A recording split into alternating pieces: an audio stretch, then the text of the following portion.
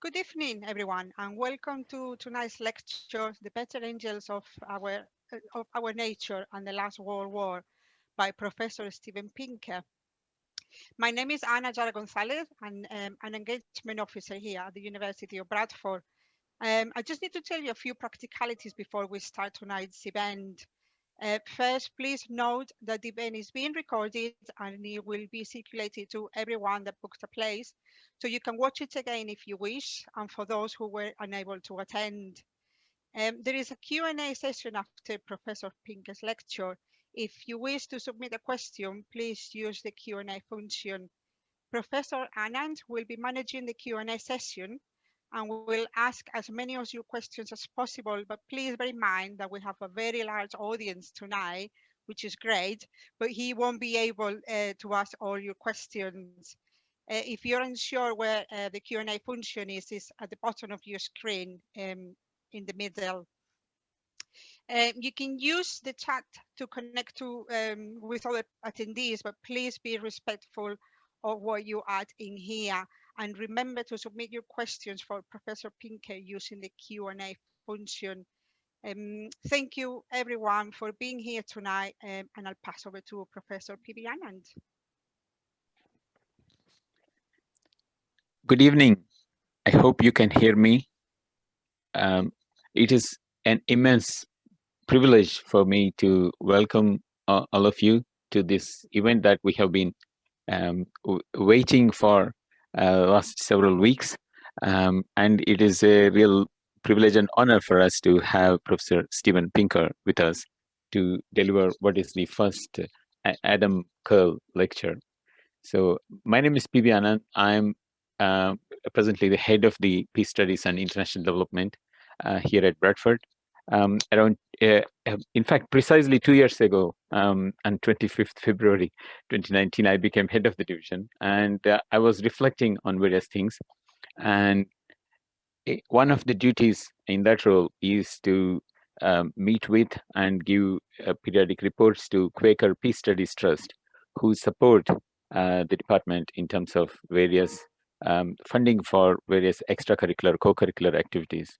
So in interaction with the Quaker Peace Studies Trust, I was proposing various kinds of activities that we would like to do. And initially, of course, it was coming up to Mahatma Gandhi's 150th year. So in the process, I was reading a lot and trying to learn about Mahatma Gandhi's works and the reflection on what it means for peace today. And through that, I came to learn more about actually Adam Curle, who himself was a recipient of Gandhi Medal around 20 years ago. So that is when I reflected on that, I was thinking, why is there no Adam Curle lecture, a lecture named after the person who is supposed to have been the very first professor of peace studies here, and right from the beginning has been instrumental in a way creating that global image for the department here. I chose this picture that I took this afternoon in the park here in Yorkshire. We have been through a harsh winter, but not perhaps as harsh as it is in the American West Coast. But it is about the hope, and I think that picture for me summarizes what we are trying to do in our field in terms of thinking about what positive contribution we can make.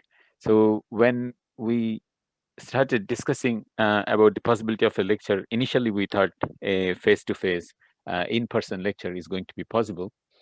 So we tried maybe October, and then we tried to postpone. But I think in the end, we decided to have it as a virtual lecture. But I think that seems to have been a very good, more inclusive decision, because over 1,000 people registered for this lecture.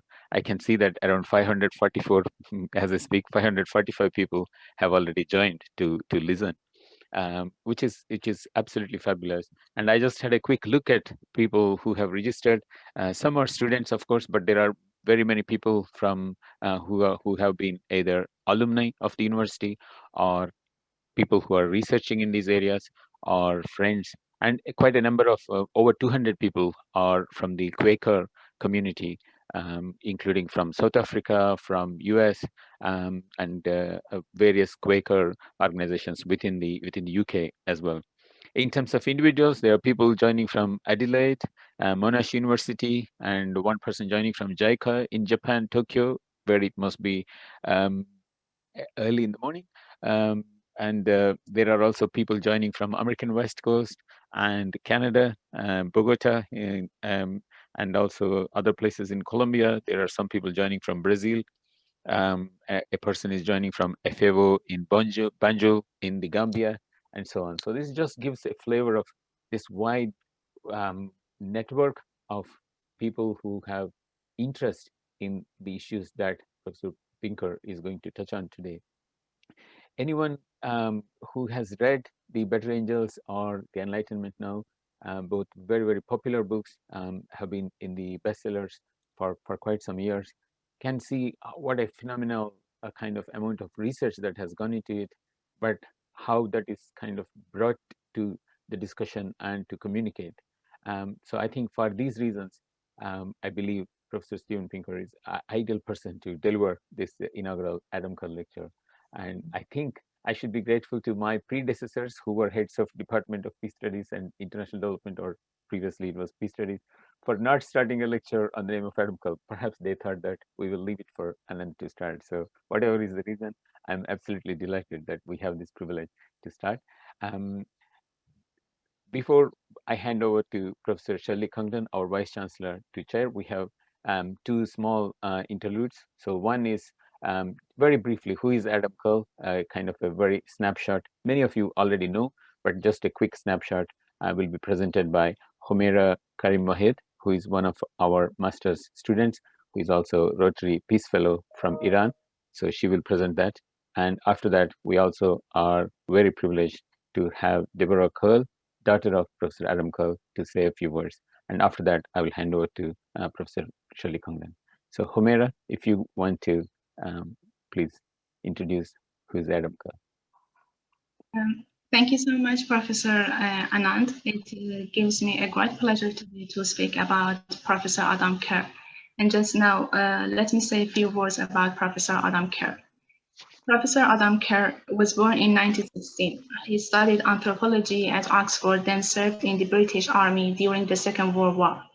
He returned to the world of social psychology with work at the Tavistock Institute, followed by appointments as lecturer in social psychology at Oxford, chair in education and psychology at SC University, consultant on education policy in Pakistan, and professor of education at the University of Ghana. He set up the Harvard Center of Studies in Education and Development in 1962. Among his prolific output, 2 books, Making Peace in 1971 and Education for Liberation in 1973, signaled his move into peace studies. In 1973, he was appointed as the first professor of peace studies at Bradford University, where he remained until 1978. He was the first chair of peace studies at the University of Bradford, also an active member of the Society of Friends Quakers.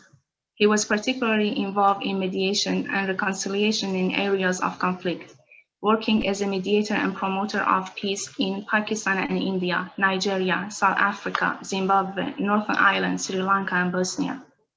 Professor Curle defined peace not simply as the absence of conflict, but as active association, planned cooperation, and intelligent effort to forestall or remove potential conflicts.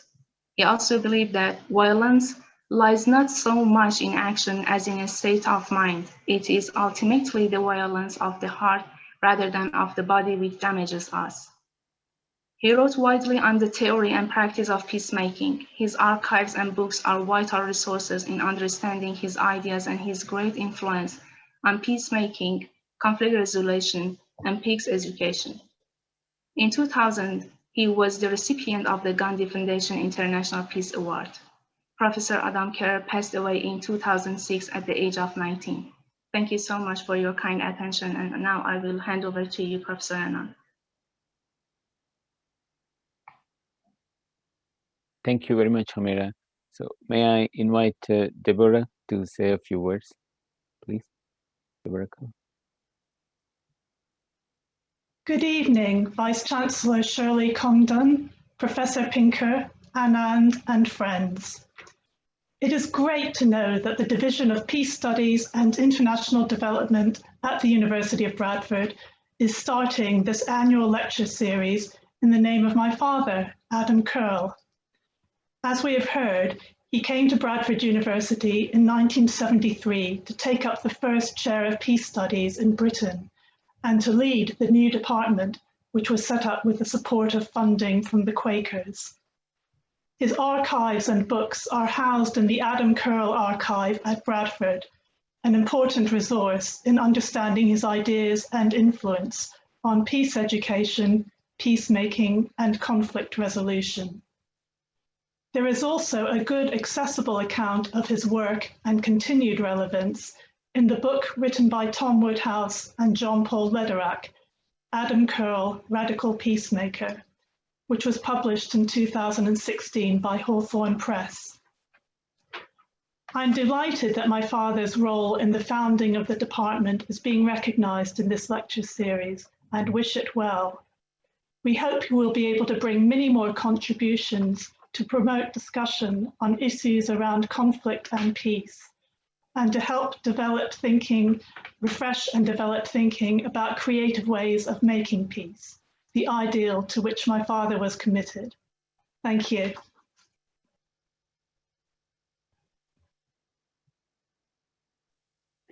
Thank you. Thank you very much, Deborah. May I now invite our Vice Chancellor, Professor Shirley Congdon, to take over the proceedings and say a few words and then conduct the rest of the lecture. Yes, thank you, Anand. Well, I'm absolutely delighted to welcome everybody to the University of Bradford's the inaugural Adam Curle Peace Lecture.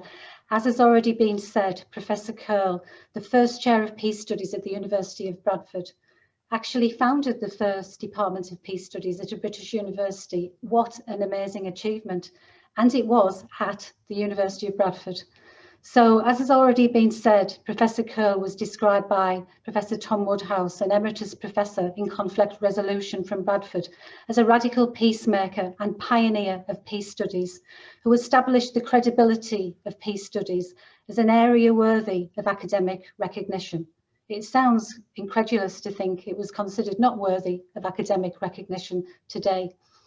So at Bradford, we are determined to build upon his legacy that centred upon the empowerment of communities as a central tenet of peacemaking. The University of Bradford is committed, as reflected in our motto, Give Invention Light, to make changes that will impact positively on social inclusion. Our research, teaching, business and community engagement is focused on societal changes. We are led by our values of excellence, innovation, trust, and importantly, equality, diversity and inclusion. Our vision is a world of inclusion and equality of opportunity, where people want to and can make a difference. We want to be known as the place to be to make that difference. The words of Barack Obama, former President of the United States, sum up our determination to deliver on this vision. Change will not come if we wait for some other person or some other time. We are the ones we've been waiting for. We are the change we seek. And since taking up the post of Vice Chancellor on Yorkshire Day 2019, I am determined that we will address the inequalities, the systemic inequalities that we see across the world. Exclusion robs individuals of dignity, security, and the opportunity to lead a better life. And we are committed to doing everything we can in our power to address the root causes of structural exclusion and discrimination and supporting sustainable social and economic growth. Progress is being made, but it's not sufficient yet, and it's too slow. So our approach centres on the empowerment of our students and our staff to create an atmosphere of trust and inclusion where we can drive innovation and change for good. I'm absolutely delighted and honoured that Professor Steven Pinker has taken up the request to deliver this inaugural lecture. And I want to thank you personally on behalf of our staff, students and the wider Bradford family. And in the spirit of our values, I'll now pass over to Babuto Hachipak, who is a student who will give the formal introduction to you, Professor Pinker. Thank you very much, Vice Chancellor. It is an honor and a privilege to introduce Professor Steven Pinker this evening. Professor Steven Pinker is an experimental psychologist who conducts research in visual cognition, psycholinguistics, and social relations. He grew up in Montreal and earned his Bachelor of Arts from McGill and his PhD from Harvard. Currently Johnstone Professor of Psychology at Harvard, he has taught at Stanford and MIT. He has won numerous prizes for his research, his teaching, and his 9 books, including The Language Instincts, How the Mind Works, The Blank Slate, The Better Angels of Our Nature, which we'll be looking at today, and The Sense of Style. He is an elected member of the National Academy of Sciences, a 2-time Pulitzer Prize finalist, and the Humanist of the Year. In addition, he is a recipient of 9 honorary doctorates and one of Foreign Policy's World Top 100 Public Intellectuals. He is also Time's 100 Most Influential People in the World today. Professor Pinker is chair of the usage panel of the American Heritage Dictionary and writes frequently for the New York Times, The Guardian, Time, The Atlantic, and other magazines on diverse topics, including language, consciousness, education, morality, politics, genetics, bioethics, and trends in violence. And therefore, it has been my privilege and my honor to welcome and introduce Professor Pinker. Professor Shirley, back to you. Enjoy the lecture. Thank you. So I think we're just going now to turn to our main event. Professor Pinker, over to you. Thank you very much. Thank you, Professor Anand, Ms. Curle, Ms. Karim Bahed, Ms. Hachi Tabika, and Vice Chancellor Congdon for the privilege of giving the first Adam Curle lecture. We have just endured a rather extraordinary year, the year 2020, and among the many reasons that this is an extraordinary year is that it marks 2 significant milestones. One of them is the 75th anniversary of the end of World War II, the most violent event in human history. The other is that it marks the 75th year of the non-occurrence of World War III. And this non-event is very much worth observing and celebrating. Excuse me. It was by no means a foregone conclusion. For example, in 1950, the eminent British historian Arnold Toynbee wrote, "In our recent Western history, war has been following war in an ascending order of intensity. And today, it is already apparent that the war of 1939 to 1945 was not the climax of this crescendo movement." Many years later, almost 30 years later, the eminent political scientist and international relations scholar Hans Morgenthau wrote, "The world is moving ineluctably towards a 3rd World War, a strategic nuclear war. I do not believe that anything can be done to prevent it." And for those of you who are familiar with international relations, Morgenthau was a champion of the school of thought known as realism. So when the realist says we are heading towards a global thermonuclear war, it was certainly cause for concern. Indeed, I remember when I entered graduate school at Harvard University in 1976, we were welcomed by an eminent computer scientist who gave us life advice and career advice. And at the end of his welcoming address, he said, "You know, it doesn't matter what I say or what you listen to, because I am completely certain there is not the slightest doubt in my mind that by the year 2000, you will all be dead." That's how I was welcomed into graduate school. Here we are, 45 years later, alive and well so far, and it is worth reflecting on how we got to the present moment, where the near certain predictions of the extinction of humankind were somehow avoided.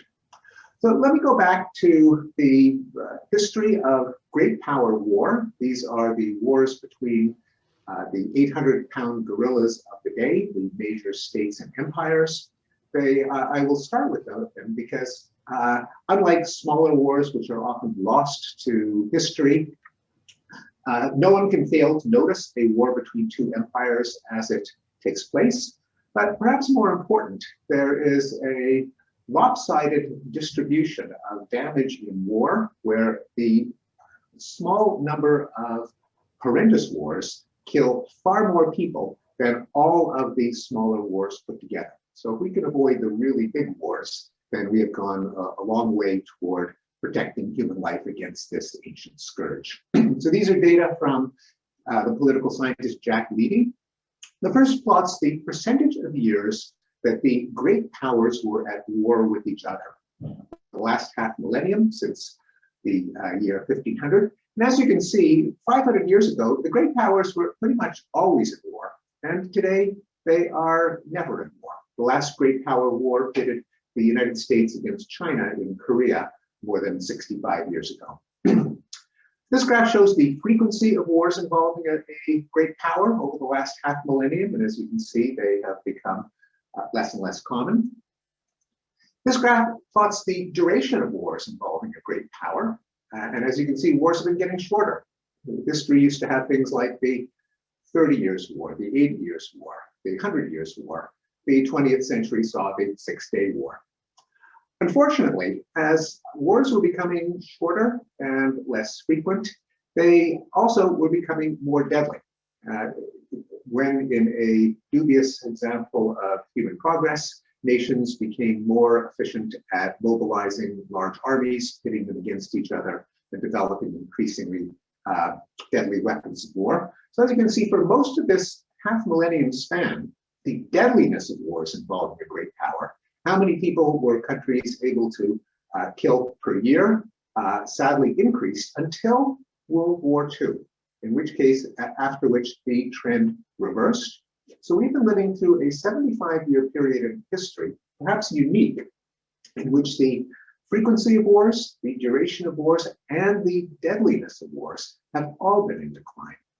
If you multiply those together to look at how many people are killed altogether, that is the number of wars times the deadliness per war times the duration, it's something of there's a certain amount of chaos here, but as you can see, there has been a huge plunge since 1945, and this last point for the last quarter of the 20th century is the safest period in 500 years when it comes to major wars.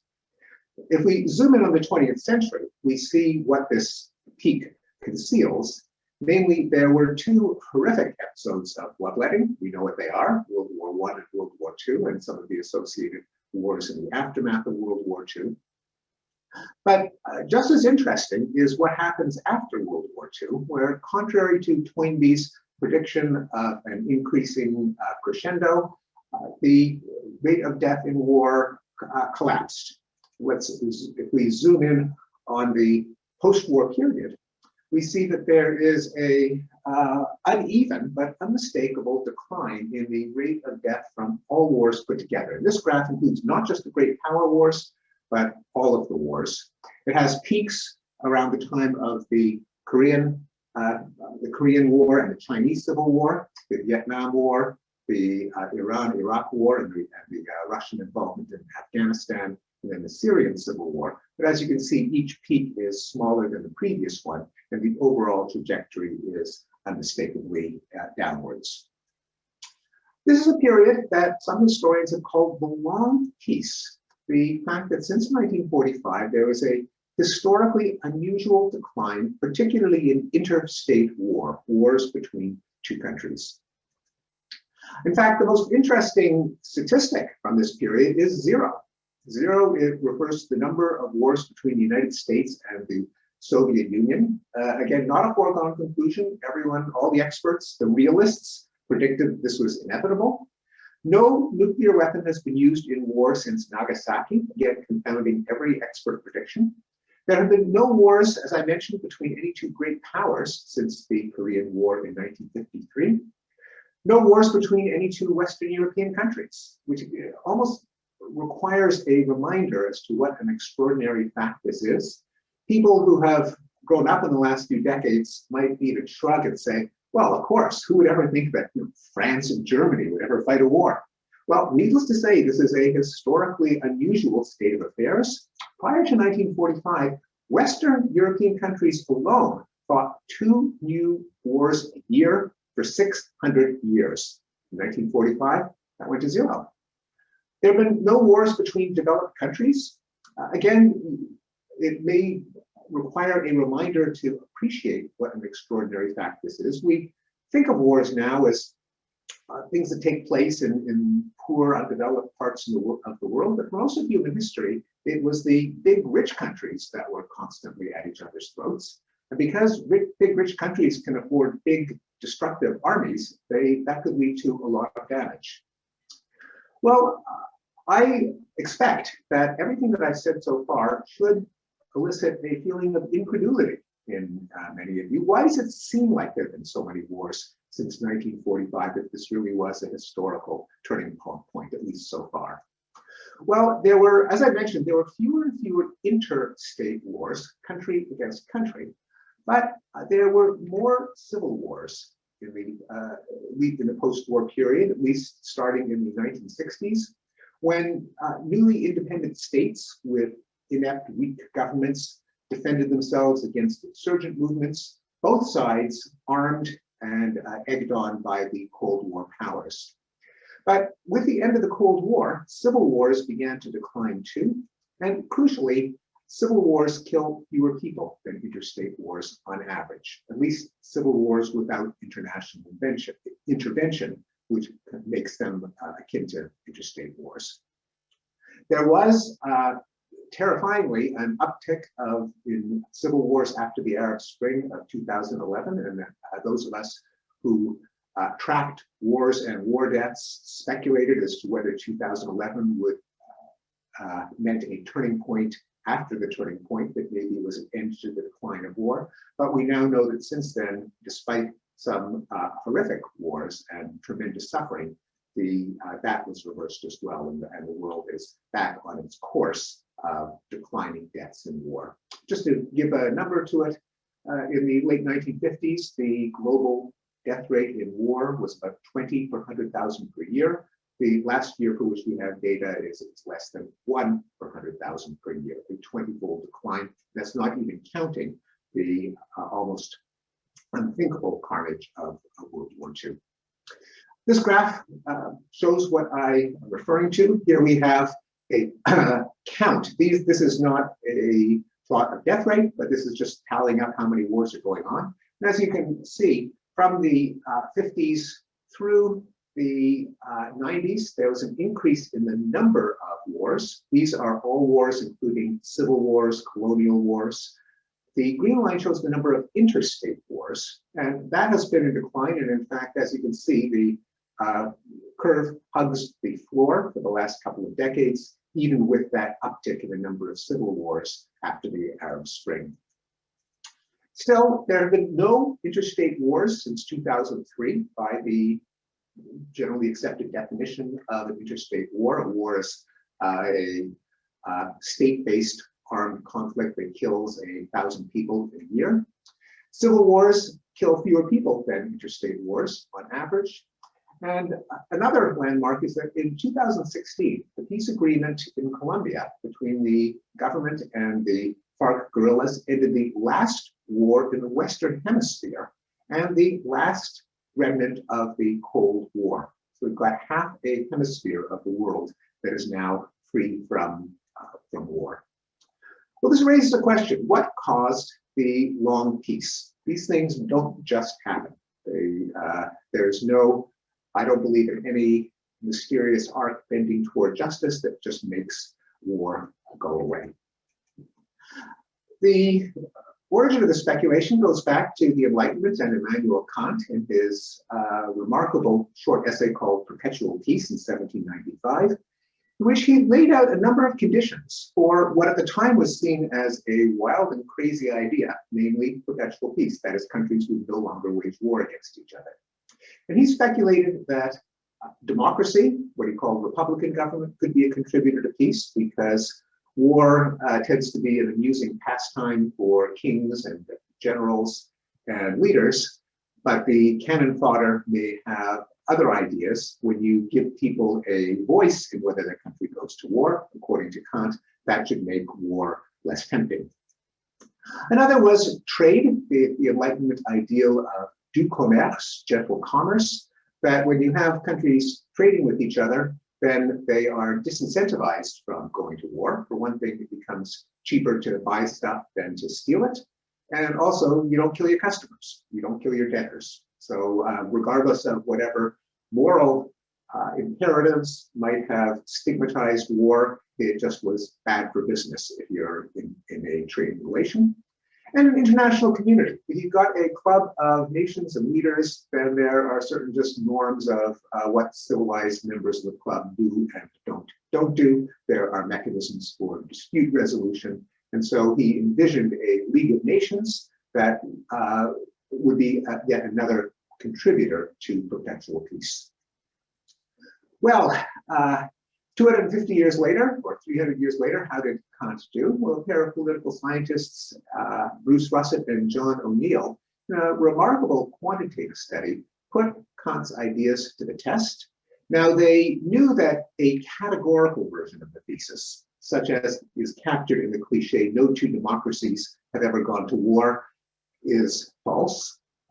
However, a statistical version, that countries that are more likely to be engaged in trade, that are more democratic on a scale from maximally autocratic to maximally democratic, that on average belong more to a greater number of international organizations, would have a lower likelihood of falling into war, which they measured in terms of the number of militarized disputes, saber rattlings and shots over the bow, because if you're a social scientist, you kind of want there to be lots and lots of wars to give you lots and lots of data. If you're a human being, you celebrate the fact that there aren't enough wars to keep the social scientist happy. But even when there are not enough wars to do statistics, there are often enough militarized disputes, escalations of rhetoric, that can be a measure or a quantitative proxy for the likelihood of falling into war. They called it the Kantian triangle because they identified those three causes: democracy, trade, and membership in an international community, each of which they quantified. They showed, first of all, that all of these indeed increased in the second half of the 20th century. And all of them are statistical predictors of peace going forward. That is, the more a pair of countries share democracy, trade, in an international community, less likely they are to be at each other's throats. Let me give you some graphs to show what I'm referring to. This is a graph that shows the rise of democracy over the last 220 years or so. And what it tells us is that despite well-founded concern about the possible erosion of democracy, as we see in countries like Russia and Hungary and Poland, and for that matter, the United States, still, the world has never been more democratic than it has been in the last decade, despite the recession. Unless this seemed incredible on the face of it, again, I will indulge in some personal reminiscence. When I was a university student in the 1970s, the world had only 31 democracies, and there were experts who predicted that democracy was going to go the way of monarchy. The half of Europe, of course, was behind the Iron Curtain and dominated by communist totalitarian dictatorships. Spain and Portugal were literally fascist dictatorships.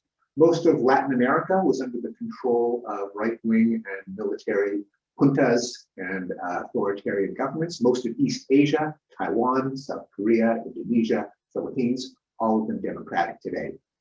And as Russett and O'Neill showed, this trend actually does, on average, predict that the countries who are more democratic are less likely to fall into war. International trade, we all are aware of the term globalization, and it really did shoot up. The vertical line shows the end of World War II, and as you can see, that has been increasing. Membership in intergovernmental organizations, although it was a 20th century phenomenon, it did continue, indeed accelerate a bit after World War II. And another form of international community, and one highly relevant to this very center, is international peacekeeping. This graph shows the number of peacekeeping operations, this the number of peacekeepers, because it not only matters that there be United Nations and other forces that get in between combatants, but that they be properly manned and equipped, and that increased particularly after the end of the Cold War in 1989. But there were other changes as well as the Kantian Triangle. There have been changing international laws about war, and in a superb book, Scott Shapiro and Una Hathaway have argued that the much ridiculed Paris Peace Pact, the infamous Kellogg-Briand Treaty of 1928, deserves some of the credit for the long peace. Now, of course, this pact, which outlawed war, became something of a laughingstock because it did not prevent World War II.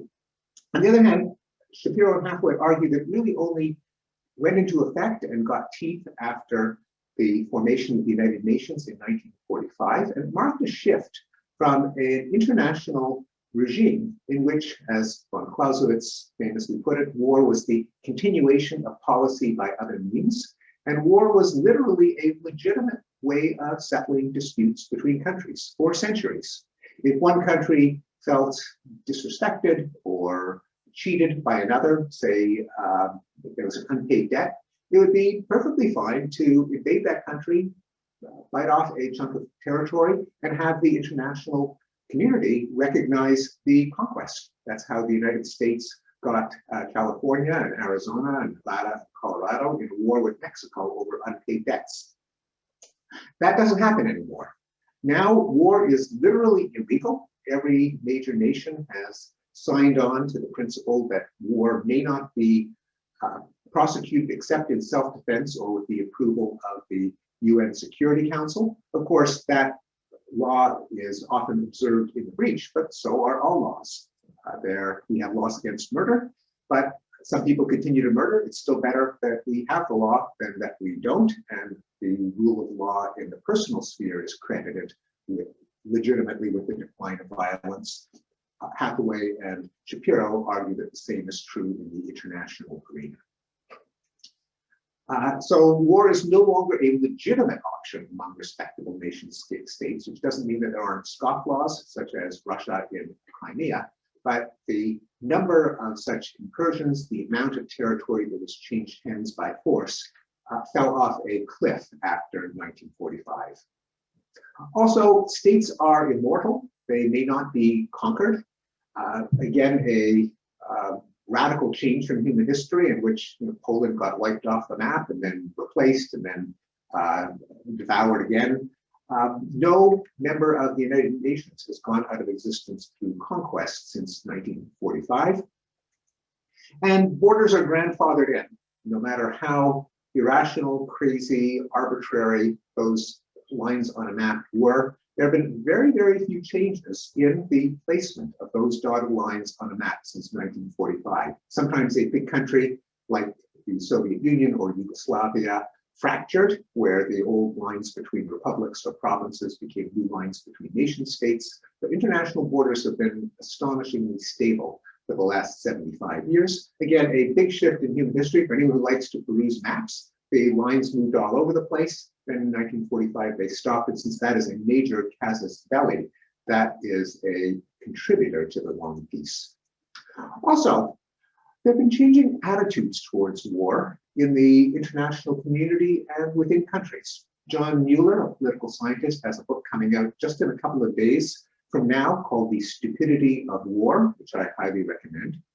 And for many years, Mueller has been documenting that for most of human history, war was considered not a bad thing, but a good thing. War was considered heroic and glorious and thrilling and manly.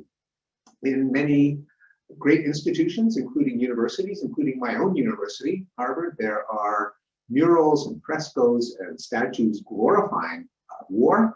But after World War II, there was a transition in how war was was moralized, it was now considered stupid, wasteful, repulsive, and cruel. Now, these changes of norms and attitudes are a response to the horrors of World War II, even though Kant and others had advocated them centuries earlier. It took this unspeakable orgy of violence to finally get the world's attention. And it raises the question, will the last World War be the last World War? Will this stick, or is this just a statistical fluke? Are we enjoying a chance paucity of wars, and it is inevitable that Ares, Mars, the god of war, will reassert itself? Is it naive to think that history has actually changed? Another way of putting it is, were Bob Dylan, Peter, Paul, and Mary, John and Yoko, and the cast of Hair right in foreseeing a world without war, an end of war? Now, I think we can't know, and it would be foolish to say that a major war cannot occur, but it is not insanely romantic. You do not have to be a starry-eyed optimist. You don't have to be tripping on the brown acid from Woodstock to believe that this is at least possible. Because some barbaric customs, and war is the ultimate in barbaric customs, once abolished, stay abolished. And this was another major theme of my book, The Better Angels of Our Nature. Better Angels of Our Nature had 2 chapters on the decline of war, one on the long peace, the other on the post-Cold War new peace, as I called it. But the rest of the book was on other declines of violence over the course of history. And I, as a person who by no stretch of the imagination could be called a romantic, I do believe in the human stain, the crooked timber of humanity. Another one of my books, The Blank Slate, argued against the denial of human nature. So I, above all, believe that human nature contains a lot of ugly motives, but I also believe and have argued that human nature is complex. It has many parts. Together with our inner demons, we do have better angels, as Abraham Lincoln put it in his first inaugural address. And it is by no means romantic to wonder whether certain norms and institutions can bring out our better angels and suppress our inner demons. An example, here is how law enforcement was enacted in criminal punishment for centuries in Europe. Sadistic forms of corporal and capital punishment, such as breaking on the wheel, burning at the stake, clawing with iron hooks, sawing in half from the crotch up, and impalement through the rectum.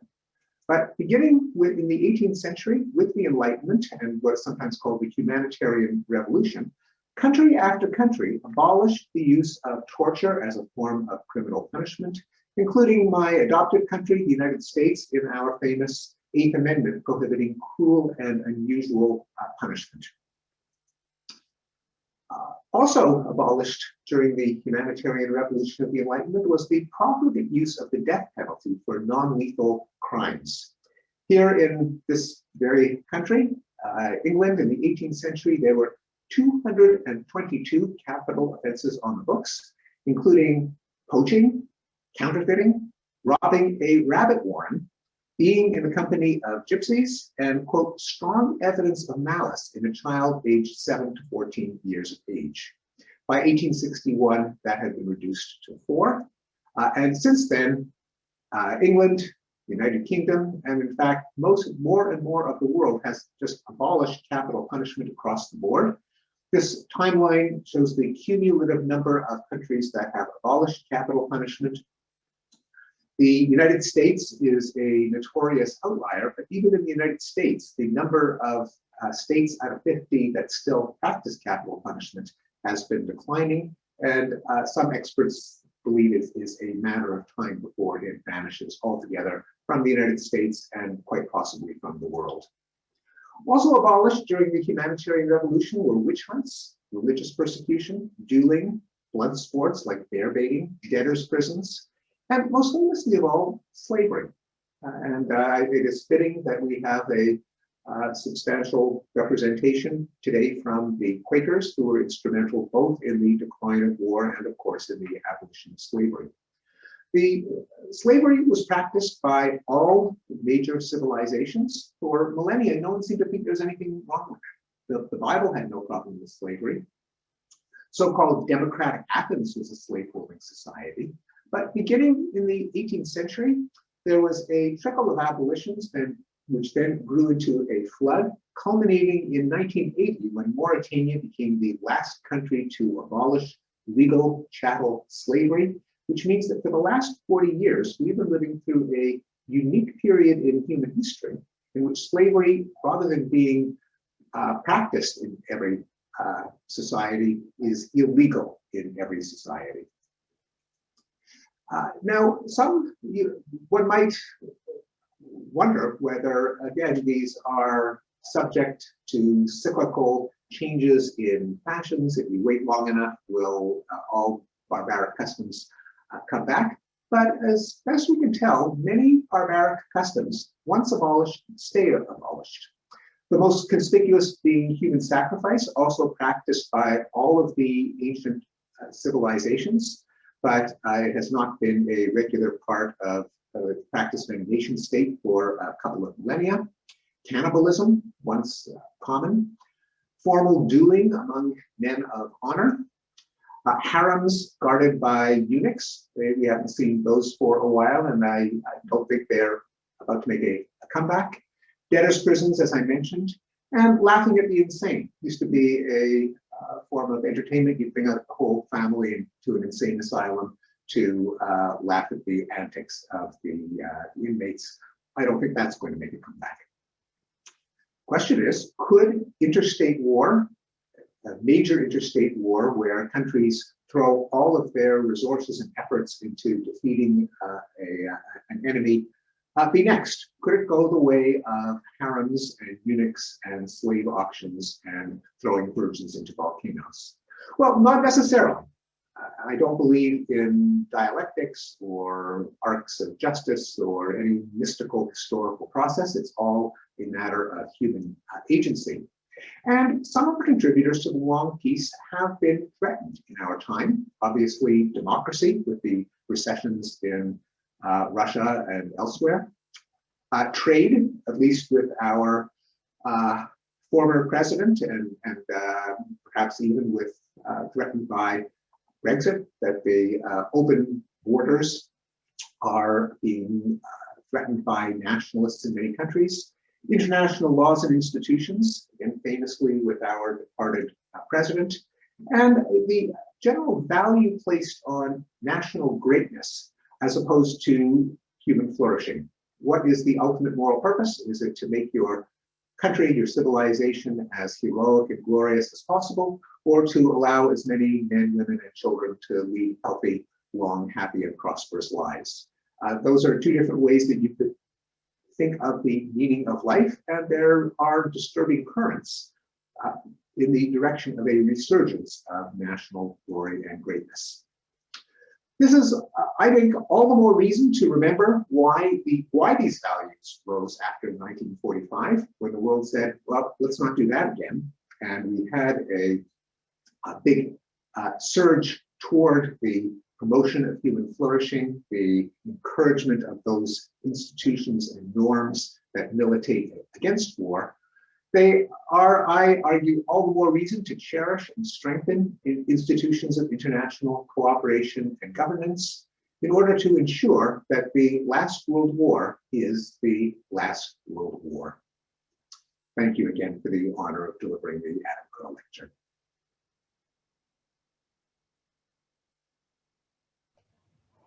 Thank you very much, Professor Pinker. We are receiving quite a lot of questions through our Q&A box and through the chat box as well. So I'm going to encourage people to keep putting questions into the chat box, but I'm very conscious. Have you got some water with you? No, I'm fine, but thank you. You're fine. So you're okay for us to go straight on to questions. So if it's okay, yeah. I thought that I'd just ask a question myself, and I know that we've got a couple of pre-prepared questions, but lots coming through the chat. Somebody has actually hinted at the question that I was going to ask. And you probably maybe heard me say at the beginning that, you know, we really are committed to social inclusion here in Bradford, and we're on a very clear journey to be an anti-racist university. And I'm wondering about your thoughts on this, because I know that you've recently been writing about Black academics in America, and what your views are in terms of sort of the racism and what part that plays in peace. Oh, well, the move toward the ideal of equality, I think, is very much a part of the decline in violence, the spread of Enlightenment values.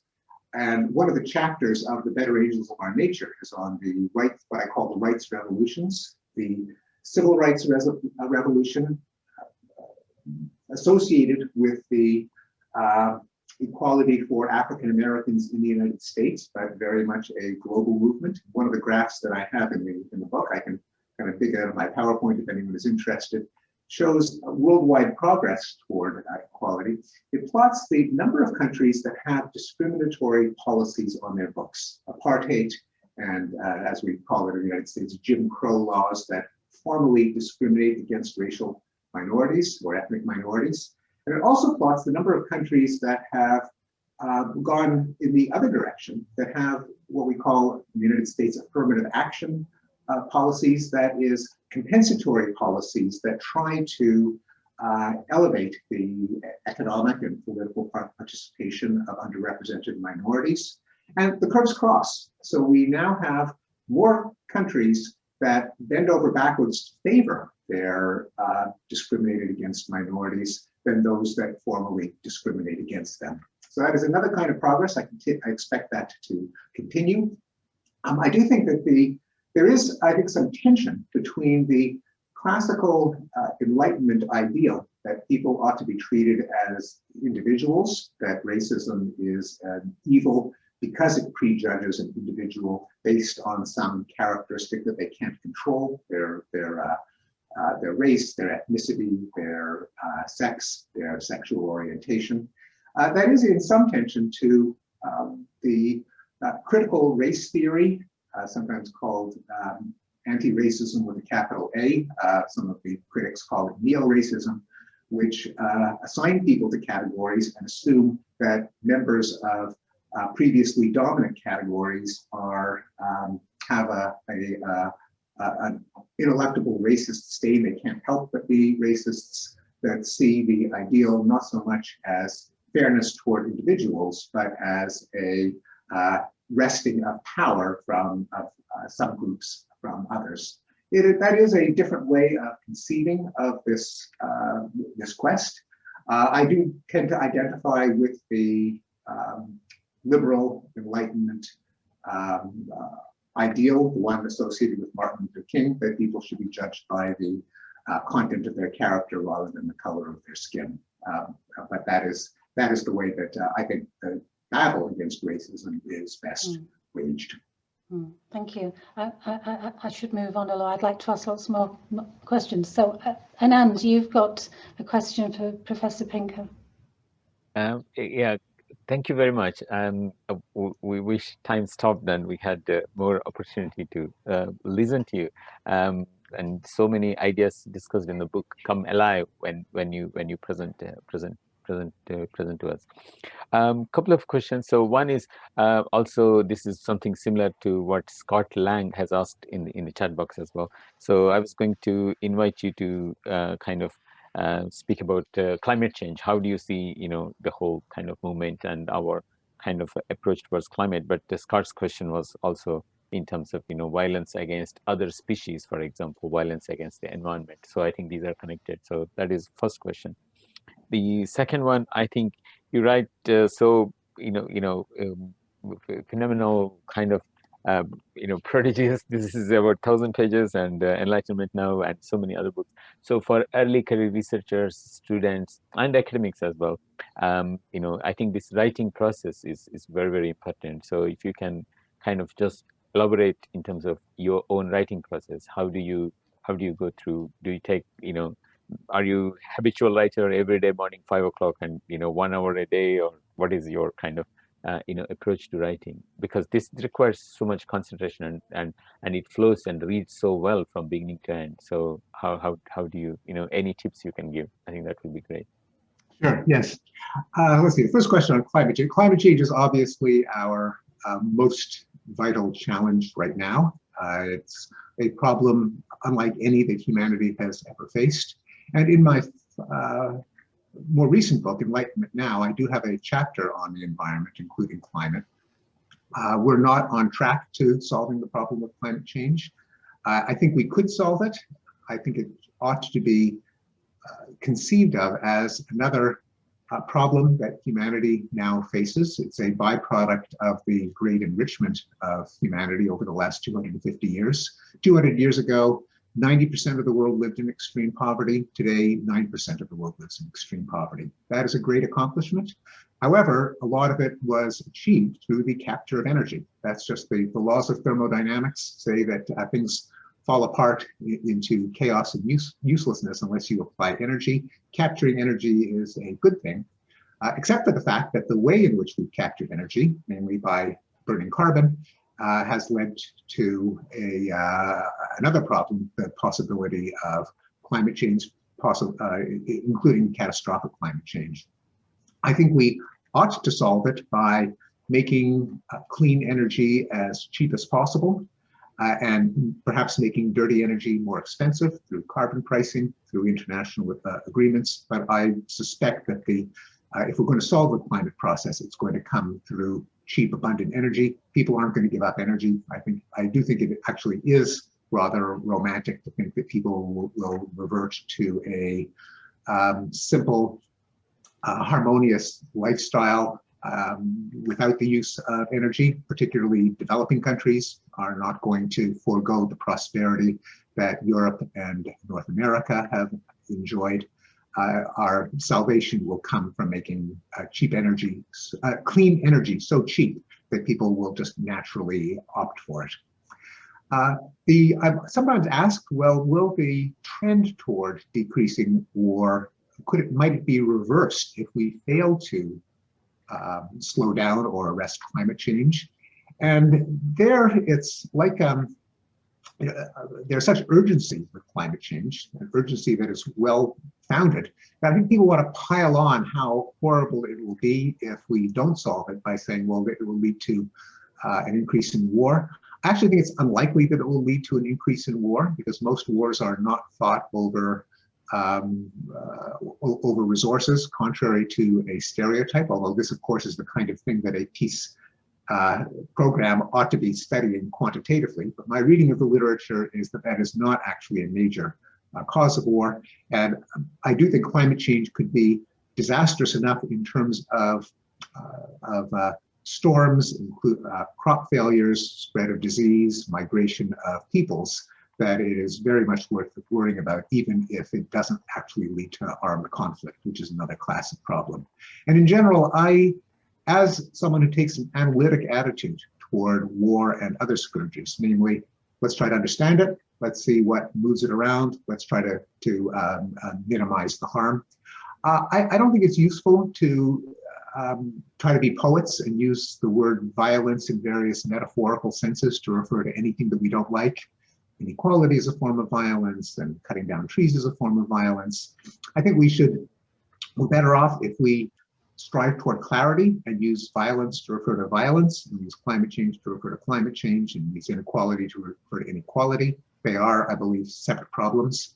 And I don't think much good comes from just smushing everything together and deciding that we should all be confused. This does not deny the fact that problems are problems, even if they are distinct problems. In the case of war, I think when you have tens or hundreds of thousands of people with machine guns and dropping bombs on schools and hospitals and factories and bridges and living areas, causing death, that is such a horrendous thing that solving that as a problem is itself a truly worthy goal. even if it is not solving every other problem that we can think of, but that's an excellent place to start. Our problems are hard enough. Let's stop killing each other and destroying things deliberately, which is what war consists of. That doesn't mean we shouldn't also solve other problems, but I think that they really are different, largely different problems. In terms of the writing process, that's something I'm particularly interested in because I'm also someone who studies the psychology of language and kind of my day job. And so I have a dual interest both in how I can make the transition from stuffy, turgid, boring academic writing to writing that I like to think other people will read. And also what makes that possible given what we know about how the human mind processes language. And so I wrote a book called The Sense of Style, The Thinking Person's Guide to Writing in the 21st Century, where I do my best to apply the cognitive science of language to the task of writing more clearly. For academics, but really for anyone who wants to start a blog or a set of reviews or columns.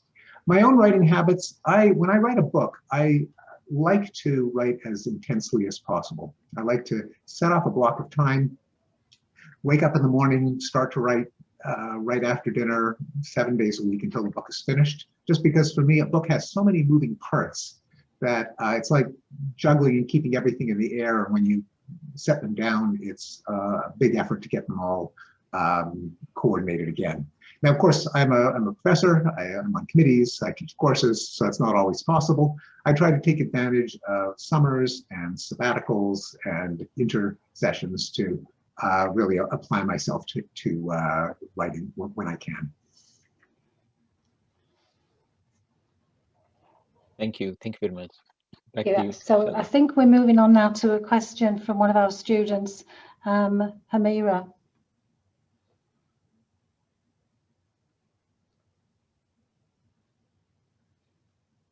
Yes, can you hear me? I can hear you.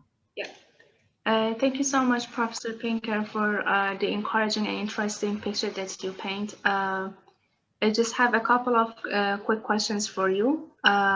One is back to the problem of the reliability of historical data.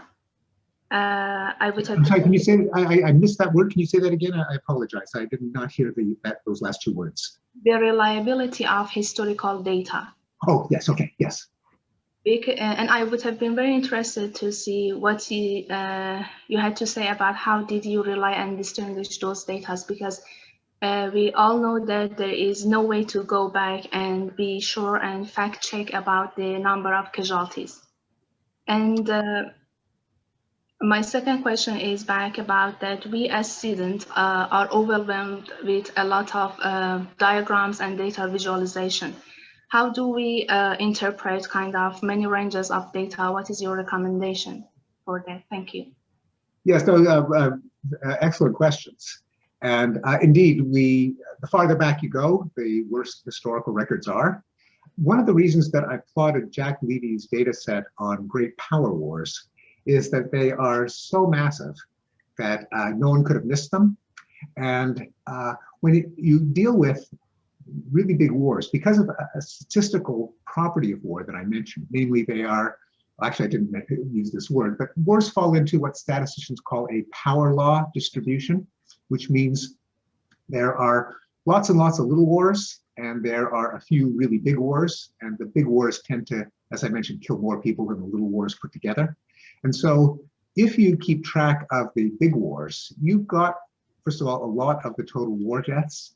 And a lot of the graphs that I plotted, some of them on logarithmic scales, care about the difference between, say, 3,000 and 30,000 and 300,000 and 3 million deaths. There, you can be off by a lot and you still be able to see some really major trends. So there's a lot of dispute, for example, as to how many people died in World War II, and a lot of it depends on what you count as a war death. If someone starves, should they be lumped together with someone who is shot and blown up, or if you have an increase in diseases? The figures that I plotted were battle deaths, so those are people where we can be fairly confident at least recently, that they are victims of war, whereas excess deaths are a little more hypothetical. So these are battle deaths for at least for the 20th century. But you're certainly right that we do have to scrutinize those numbers. Numbers can never be taken for granted because there are always decisions as to what you include, what you exclude. In terms of how to read graphs, another thing that I'm interested in as a psychologist is visual cognition and how we can use, I think graphs are one of our species' greatest inventions because they are a way of apprehending numbers in a way that takes advantage of the fact that we're primates. We have these massive visual systems in our brains. We can understand something by seeing much better than by counting. And so I'm a huge fan of graphs, which is why I tell a lot of my story in graphs. The ability to read graphs is, I think, an important part of anyone's education. There are some graph formats that are harder to read than others, like stacked layer graphs, where the thickness of each wedge corresponds to a quantity. It takes a little bit of practice, but if the graph is well designed, the whole point of the graph is to make a quantitative relationship pop out. And so I encourage those of you who are presenting data to avail yourself of graphic formats and also to keep track of advances in graphing that we've enjoyed thanks to computing power, which I will mention two excellent examples. The website Our World in Data out of Oxford has literally hundreds of data sets displayed as graphs, including interactive graphs where you can move your mouse over it and read off the value of any point on the graph. And crucially, an explanation of where the numbers come from and pointers to the primary sources in the literature where you can answer your question. Should we trust these data? How are they gathered? And then, of course, many of you are probably familiar with the late Hans Rosling and his son Ulla and daughter-in-law Anna Rosling. And they are innovators in the dynamic display of multivariate information in some of their famous graphs on their site Gapminder. Highly recommended, and I do believe that as much as I love language, it's not the best way to convey data compared to graphics.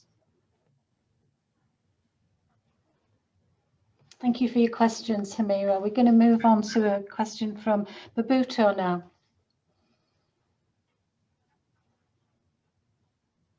Thank you very much for the opportunity.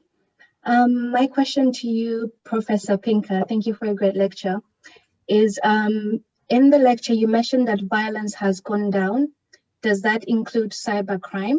And if so, would you say that the definition of violence has evolved to include things such as cybercrime or internet fraud? In other words, my question is basically that, does the theory still hold in light of the digital age? Thank you. Thanks for the question. Cybercrime and cyber warfare are obviously massive challenges going forth in the 21st century. I don't think it's useful to call them violence. I think there's just such a big difference between taking a machine gun and killing a bunch of people and pilfering money from their credit card, or even causing a nuisance in the banking system. Unless something is specifically designed to harm people, to cause the failure of a dam or to result in mass starvation, I think we should use language to distinguish different problems. So it's not to deny that cybercrime and cyber warfare are problems, but it's just not the same as lining people on the edge of a pit and shooting them, or capturing people, putting them in manacles and shipping them across the Atlantic. It's really a different category of crime and evil. So I do think we're always going to be faced with crime. I am not a romantic when it comes to human nature, but if the nature of the crime shifts from slavery and genocide and gas chambers and strategic bombing and nuclear weapons to making a nuisance through cyber infiltration, that itself is a kind of progress, not denying the fact that we really have to pay more attention to the vulnerabilities of our digital infrastructure. Thank you. So Peter, who's one of our Rotary Peace Fellows from South Sudan, has a question for you, Professor Pinker. Peter, are you there? I think he is not able to unmute himself. I can read the question. Yeah, that'd be good. Thank you, Professor Pinker, for the inspiring lecture. What would be your assessment of fragility and future of peace in developing countries such as parts of Africa that we have weak institutions of liberal peace? Oh, a pressing and excellent question. Yes, and I think you're absolutely right to point to weak institutions as a contributor to war. There's every reason to believe that the burst of civil wars in the global South following the decolonization came because these were governments that really themselves were weak enough to be challenged, and also did not have, were not yet able to implement the infrastructure of commerce and education and court system to both mediate disputes, to give people alternatives to joining a militia, and of course to just earn the loyalty and confidence of their citizens. If you've got a government that is providing schools and healthcare, and protection against local criminals, you're less likely to join an insurgency to topple the government. And so the strengthening of democratic, responsible institutions, particularly ones where the leadership commits themselves to the well-being of their people, as opposed to aggrandizing their own power, that is appears to be an essential ingredient to peace. And one of the predictors of war and peace, at least until recently, was simply GDP per capita. At least in the last 75 years, countries that are wealthier are less likely to fall into civil war, presumably not because of the wealth itself, but because they have more stable institutions, government, schools, healthcare, police, court system, commerce. Thank you. So Peter, I'm sure that you'll be most satisfied with that reply, even though you couldn't ask it personally. So Anand, we're going on to questions that have come through the Q&A, which I can see there's well over 40. Have you been ordering any? Because maybe before I come to your first one, I think it'd be very fitting if we could take Professor Woodhouse's question, as we've been referring to him today. So Professor Woodhouse is saying thank you very much for the view. I don't know whether we can unmute him so he could ask the question himself. Can we do that, Anand? Maybe not. I'll continue to read it. Oh, it's disappeared. Let me see it. Yeah.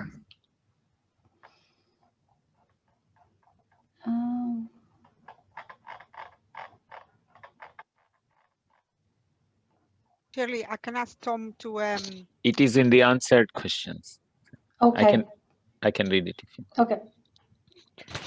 Thanks for such a powerful view of the long piece, which is welcome, most of all because it is optimistic and we really do need some good news. This is one of the reasons why your work is so impressive and so important. My question is related to the thinking of Adam Curle. What made it so radical, in my view, was his ability to connect the macro to the micro, the public to the private, as he called it. He saw the importance not only of analyzing peace, but also of being peaceful, the importance of self-awareness and mindfulness in our personal lives. In a way, he saw this as a creative driver of the big peace and the long peace. This was, of course, an outcome of him being a Quaker and a Buddhist. So in terms of what caused the long peace, how important is this personal creativity of being positively peaceful? I think it's clearly a good thing, and again, I do credit the Quakers with articulating the some of the first anti-war sentiments and advocating institutions. I tend to think I'm kind of a practical-minded person, and I tend to think that the immediate actions to just stop people from shooting, stop bombing, that is if you don't get shot, if your house doesn't get blown to smithereens, if the hospitals aren't set on fire, that's such an advance that should be the focus, the immediate focus of efforts. Just get the people to stop shooting, stop bombing, stop burning. And so ceasefires, the people who can negotiate even an imperfect agreement, that the benefit to humanity is so massive that I tend to think that our main focus should, and again, I know that this is unpopular among academics, of which I am one. You always want to look for the root causes. The problem is we don't, if we're really honest, we don't totally understand root causes of anything just because societies are so complex. And address it, I am a big believer in addressing symptoms. If you want to reduce crime, reduce crime. If you want to reduce war, reduce war. The benefits in human health, happiness, flourishing are so massive if you stop countries from bombing each other's cities that we can discuss the root causes over the long term. Let's get people to stop killing each other. Thank you. So Anand, do you have an order for the questions? Are we going to just go through them from the top down?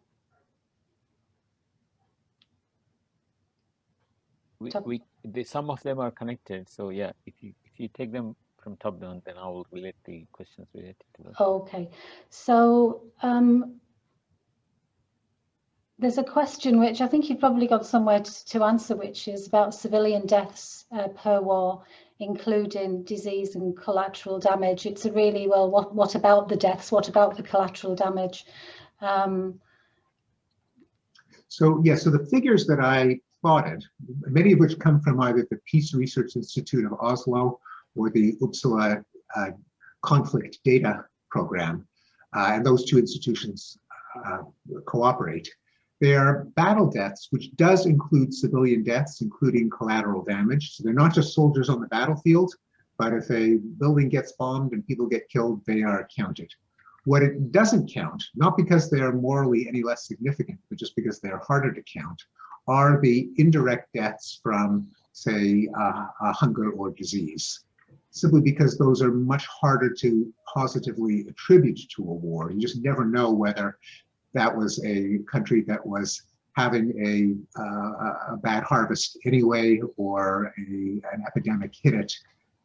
Whereas if someone is shot or blown up or crushed, you just know that they are victims of war. But it does include civilians, and it does include so-called, I mean, it's a horrible term, and we've gotten sadly used to it, but collateral damage, meaning men, women, and children being killed. Yeah. And I think that probably relates to the question from Benjamin, who's asking about wartime casualties, and did this only include direct deaths? Yeah, no, it does not. It includes, actually, it does include only direct deaths. It does not include only soldiers or deliberate deaths. I see. So if the city, if there's a strategic bombing, and people get killed in the fires, in the rubble, those do count. There's a very different question from Andrew. And Andrew Henry is asking, in your opinion, what is the best strategy and mentality for young academics and scientists that aspire to advance the state of human progress? So what's the best thing that people can do if they really want to make an impact? I think it is to be as theoretically eclectic and as data-minded as possible. That combination, that is, set out the problem that we need to solve and try to understand as free as possible from preconceptions, political ideologies, the left, the right, religion, etc. Just like what seems to be making things better or worse, what has a realistic prospect of improving things, and let's do more of that, wherever we determine it to be. Being intellectually humble, because despite frequent assertions that we know what causes X, Y, or Z, I'm repeatedly surprised that we really don't. Well, crime is a product of inequality and poverty. Well, the data really don't suggest that it really isn't. We have no way of knowing that before you look at the data, but we've got to let the world educate us. and realize that life is complicated. We've got our puny little brains. We're doing our best collectively to understand it, but it's really, really hard. We should be prepared to be surprised and to keep our eyes, though, on the goal of making people happy, healthy, prosperous, free. What leads to that? That's why I'm a huge fan of Our World in Data. It didn't exist when I wrote The Better Angels of Our Nature, but almost any subject under the sun, you can look to see what has been the trend, and they're also very good. And I single out Max Roser, Hannah Ritchie, and their team at doing their best. And of course, they're human too. What seems to make a difference? What seems to make crime go up or down, or carbon emissions, or democracy, or lifespan, or controlling a pandemic? And to be open-minded, to be prepared to learn, to be prepared to be surprised. Yeah, I mean that's very easy to say, isn't it? And it's very difficult to achieve. I don't know about in your own experience how easy it is over a period of time, especially when we've got a lot of people who've been working in universities for a long time, to keep that open-mindedness, to be prepared, to enjoy being surprised as well. Yes, indeed, and it is one of the. I mean, I'm glad you mentioned that, because it is, I think, one of the great pleasures of being a scholar, an academic, a scientist, a student, is to be surprised. You think you know everything, but you really don't. None of us do. Yeah. And it's kind of, if you take that attitude, I'm so glad you mentioned that. It's much more fun too, because just to entrench yourself in your ways, you never get surprised. And of course, it can be, as you say, it is difficult because we're all human. We all want to be right. We all want to be part of some glorious cause. But what we should remind ourselves is that what is morally significant is, are you saving lives? Are you making people better off? And sometimes our own emotional sources of personal pleasure, like, am I right? And did I show the other guy is wrong? Or am I increasing the glory of my political party? I mean, those feel good, but they don't necessarily do what we really think ought to be done, namely make people better off. Yeah. So to act on to be a values-led organization and be led by values then can be quite a challenge for many of us when we're trying to find solutions and in a quick way as well. I think what you're saying is some of these things take time because they're complex. Absolutely. No, I think that's absolutely right. In addition, and I'm just, if I could, I'll just throw in my most recent book project. I just completed a book coming out this fall on rationality, where I'm addressing the question, why does the world seem to be losing its mind? Why do we have these outbursts of craziness, especially in my adopted country? And a large part of the answer, the paradox being, well, we seem to be a pretty smart species. We did manage to discover, the double helix and put a person on the moon and invent vaccines for COVID within days of the disease's emergence. Why do people believe in nutty conspiracy theories and vaccine denial? How do we reconcile them? That paradox. Part of the answer is none of us individually is smart enough to figure anything out or rational enough, because we're human. We've got some intelligence, but we've also got all these biases and motivated reasoning. We want the truth to be a certain way. It takes a community. It takes checks and balances. It takes peer review. It takes free speech. It takes the adversarial system in justice. It takes democracy. It takes people arguing against each other so that no person's ego biases can flatten everyone else. And it's really, rationality comes out of a community with the right norms and rules. I think I need to have that on my office wall every day so I can see it and read that every day. So I better move on to some of these other questions. So somebody, Yoshi, has said, thank you very much for your talk. I've read your work, Better Angels of Our Nature. The question is, many things have happened since the book was published in 2011. And would you still say that we may be living in the most peaceful moment in our species in 2021? Yes, so this is an acute question, and I do try to keep track of what's happened since. So when I wrote Enlightenment Now, I reproduced a number of the graphs from Better Angels, extended in the intervening 7 years, and I had a line, or an arrow, I should say, showing where the line was when I wrote Better Angels and where it was when I wrote Enlightenment Now, 7 years later. And I try to update it every year. So for some things, there was, as I mentioned, when it came to war, there was a scare. No sooner did Better Angels of Our Nature appear than the Arab Spring happened, and in particular, the Syrian civil war. I mentioned that big wars kill more people than lots of small wars, and the Syrian civil war was a pretty big war, and still is. It's not over, although it has started to peter out. And so the worrisome trend that I and other people in the kind of peace number business were worried about, we thought, is this the end of the long peace? And fortunately, it was not. So it went up. It's come down, not to the lowest point in the mid aughts, but it has come down a bit. Crime, certainly in the United States, has shot up this year, starting with last May. So that was not back to the levels of the 60s, 70s, and 80s, which were the high point for crime in many Western countries. But there is a worrying increase. Rights in terms of, say, decriminalization of homosexuality, that is continuing. Abolition of capital punishment, that's continuing. Violence against women and children, though the data are slower to come in, but those trends continued after Better Angels. So not across the board, and that would be kind of a miracle, but in many, many areas, it did continue to decline in the 10 years since, with some exceptions. Brilliant. Anand is telling me that there's a set of questions mainly about arms trade, military spending, and the role of the US and other great powers in these and other cases, such as Venezuela. Maybe you could comment on that. Yes, so the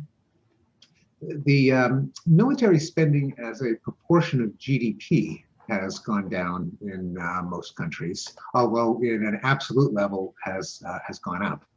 And the fact that weapons are, the world is so awash in weapons can be part of the problem.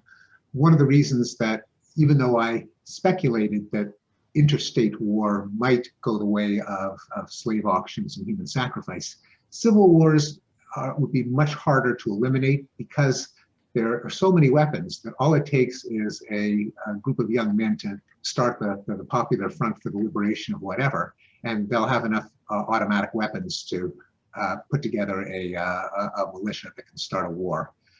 The question from the gentleman from South Sudan, whose name I unfortunately forgot, of strong institutions, that is crucial. Namely, if you do have 25 young men who get their hands on a lot of weapons, can they pose a threat, or will the government manage to assert control? That is I think one of the factors. But the prevalence of weapons is not a good thing. And going back to the United States, and the book that I mentioned by John Mueller, The Stupidity of War, Mueller and a small number of people, of experts in the United States, have called attention to the insanity of the spending on weaponry in the United States, including the absolutely lunatic modernization of offensive nuclear forces. So this is, by itself, I don't think that having weapons causes war, but it can make wars worse, and it's just a tremendous waste of human resources. Yeah, thank you. So yeah, Peter will have enjoyed that. That was Peter who asked that question, I think. So he'll have enjoyed that response. There's a number of questions that relate to China as well as an authoritarian society, and how this fits with the Kantian triangle, and how we are to understand China with regard to peace in the future. Yeah, that was a really good question, because China, in terms of the Kantian triangle, in terms of trade, of course, China is achieved wealth through trade. It's a major trading state. That is one reason to be skeptical of predictions of a war of China and the United States. It would be insane for both countries. Not that countries don't do insane things, World War II being an example, but nonetheless, the legitimacy of China's government is they made their people rich. If there was some reason that they stopped selling us stuff, they would get less rich, and it's something that they're likely to, I think, to avoid. So that part of the Kantian triangle would seem to lean in the direction of peace, at least when it comes to actual shooting wars. On the other hand, China is, to put it mildly, not a democracy. It gives people more freedom than the Maoist government, to be sure. You don't have to wear a Mao jacket, and the government doesn't tell you where to live. And if you don't criticize the Communist Party, there's a fair amount of personal freedom. But still, it is worrisome that some of the hot-headed elements within the Chinese government would not have the democratic pushback if they tried to drag the country into war. Membership in organizations, there it's somewhat in between, because of course China did join the World Trade Organization. It's a member of the UN and other organizations. And that is something of a break. But you put them together when it's so, the three parts of the triangle are so lopsided that it's hard to make a confident prediction. I would say on the whole, the trading side means that it's not likely that China will start a war. Yeah, so there's some questions that are slightly on a different angle as well. So there's some about non-physical violence, but you've said something about that, and we've talked about racism. But there's a question maybe you might want to think about state-sponsored psychological wars. State-sponsored psychological wars. Will be an example, just so I know what They didn't give an example, but Anand has got might be able to give a bit more background to that. This is, for example, in the case of USSR, in terms of creating a state of fear. That's how the question was framed. Physiological trauma has been, mental health increases, and so on. So. Well, there's in terms of fear between Russia and the United States, there's nothing that compares to the living through the Cold War era, which I've lived through. And as I said, I was welcomed to graduate school with the message, you're going to be dead by the year 2000. Talk about fear. And we had drills to prepare for nuclear war, the infamous duck and cover drills. So the fear now, I think most people don't live in fear of a Russian ICBM attack on American cities that will put an end to the country. The chances not zero, and which is reason that we should be concerned with nuclear stability and nuclear arms reduction. But in terms of the psychological effects on the population, that was a problem of my childhood. That's not a problem now. In terms of mental health, this is, I guess I'll address a question that I took up in Enlightenment Now, because there is a widespread misconception that the world's mental health has gotten worse and worse, that suicide rates have increased, despite our greater affluence, our greater peace. Turns out it's just not true. That the best data that we have, admittedly not great, but from the Global Burden of Disease Project, which has gathered data for about 30 years, rates of anxiety, depression are pretty flat, and rates of suicide have gone down. Not in every country. In the United States, they've crept up somewhat, but by and large, there is a massive decline in suicide rates worldwide. Again, suicide remains a terrible problem, especially in some countries, but it's not true that the world's gotten worse and worse. No.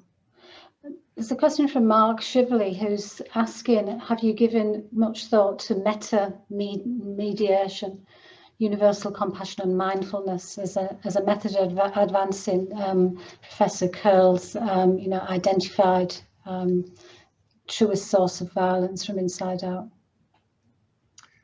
I have to confess that I haven't, which doesn't mean that they're insignificant. That might just be my personal limitation. But I guess I concentrate more on things that actually get people to stop shooting now, and that they're, and I suspect, even though I'm all for mindfulness and certainly compassion, absolutely, but we still need those institutions to make it happen when we've got leaders who are often not so compassionate, not so mindful. What kind of institutions will constrain them? Yeah, I understand. And there's a question, I mean, artificial intelligence, everybody's talking about artificial intelligence, it's everywhere. There's issues, concerns about its use, but Fernando Castro is asking the question, what are your thoughts on the use of artificial intelligence, human enhancement as vehicles, as threats to peace? Do you see that? Yeah, so let's, and I do have a discussion of artificial intelligence in Enlightenment Now, and it's a field that's very close to my own, cognitive science. I mean, how does the human mind work? How do we build a mind that is as smart or smarter than a human mind are intimately connected? Several things. I think artificial intelligence has enormous potential to improve human flourishing. There's just a lot of human jobs that are dangerous, boring, unpleasant, that if we can automate and figure out how to give people a decent income or alternative things for human brains to do, could lead to a tremendous increase in human well-being. There are, of course, threats that we won't deal with: the economic dislocation. What are we going to do with all those truck drivers when when trucks drive themselves? And we don't know the answer. One possibility is we need a universal basic income. Another is that there'll always be things that the current artificial intelligence still can't do, or only do too expensively, for which humans will continue to do it. Being a pet psychiatrist, a tattoo removal technician, a video game costume designer. Those are several suggestions. Social media content monitor, or perhaps we do need a universal basic income. And actually, ironically enough, the pandemic has introduced a massive experiment in a universal basic income, namely the stimulus payments from virtually every Western government to mitigate the economic harm from COVID. So that's an unknown, and I think either way that could be a solvable problem. The two that are a little, I suspect, are a little thornier, and that I suspect are behind the question.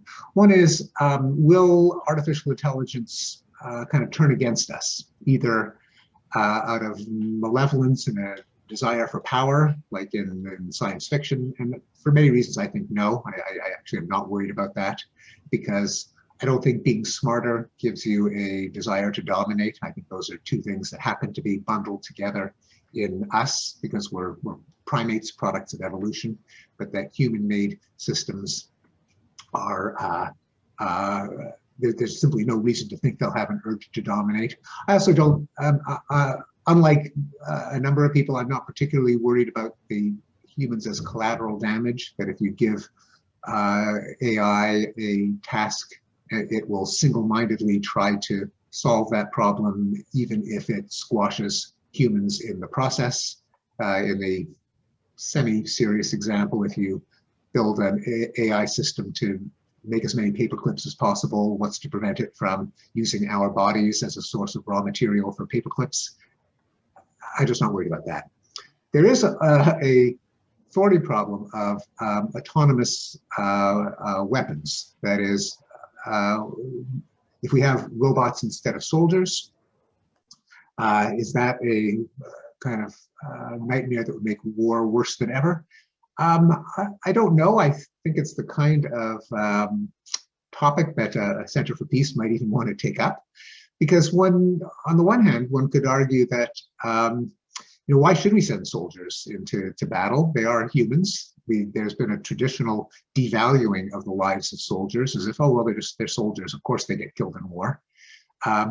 Is a lot of the carnage in war comes from a lack of precision, carpet bombing, search and destroy raids, artillery, which kill non-combatants by the millions. If war has to be waged at all, then if it's targeted precisely on facilities, could that even be an advance compared to just bombing and burning and shooting? Of course, ultimately, you want that question to be moot, in that countries just shouldn't go to war in the first place. They shouldn't blow each other up. They shouldn't kill each other's citizens. And that's obviously got to be the prime goal. Yeah, I suppose, and this sort of leads on maybe this next set of questions started from Scylla Elworthy and a number of other people. Why is there so much spending on military and much less on things like ending hunger and safe water and sanitation? I mean, are we spending more on the military and all of those other things? We're clearly, if we pertains to the United States of America, unquestionably, it is it may be one of the things that our descendants look back on, the way we look back on slave auctions and burning heretics, as like, what could they possibly have been thinking?